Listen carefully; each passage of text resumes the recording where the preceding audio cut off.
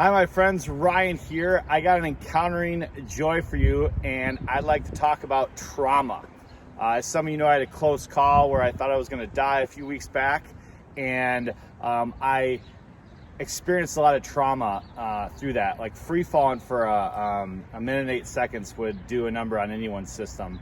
And that's the 6th time I've almost died, but that one was the most intense one because I was in fight or flight for a minute and 8 seconds, which is a long time to be in fight or flight.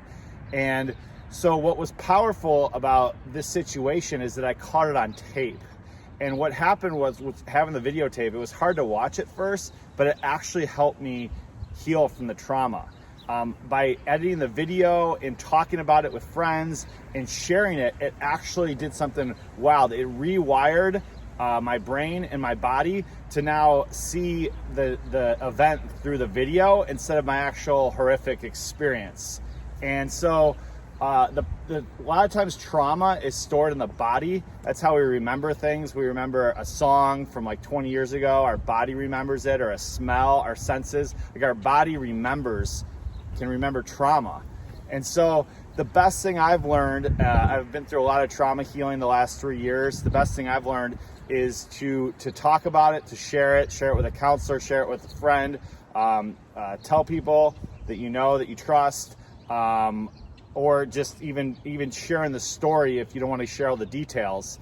I have another friend who went through a bad car accident, and their counselor was like, tell as many people as you can about it the next 2 weeks. And what that does is it gets it out, and she got healing from that by doing that. See, what happens is when we have trauma, we like to hold it in. We don't like to tell anyone. We're embarrassed. We have shame. We have fear. We have anxiety from it. And so we just hold it all in. And then our body just stores it, and it just sits there. With fear is we think there's a threat. And so what happens is when we run from that threat, we're reinforcing that there is danger and that there's a threat when there's really not a threat. So the best thing to overcome fear is to embrace it, to face it, to go into it. So that's what happened to me with this fall. Since I've been through it, I'm like, okay, I'm gonna embrace it. It wasn't easy. I know my body's gonna have a reaction to some of this, but I'm gonna face it and embrace it.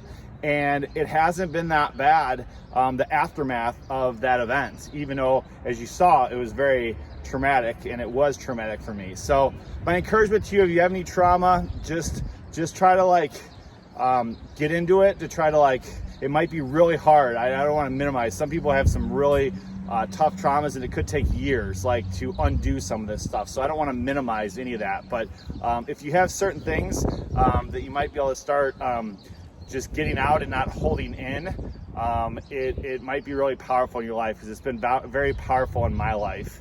And I'm sure that I'm going to be more vulnerable to come about some of those things. I've been challenged to share more of these traumas or vulnerabilities that I have, and I want to. So hopefully upcoming I will start to share more details and be vulnerable. So I hope you have a great day. If you want to be part of this joy journey, doink the subscribe button, and I hope you experience the ripple of joy, my friends.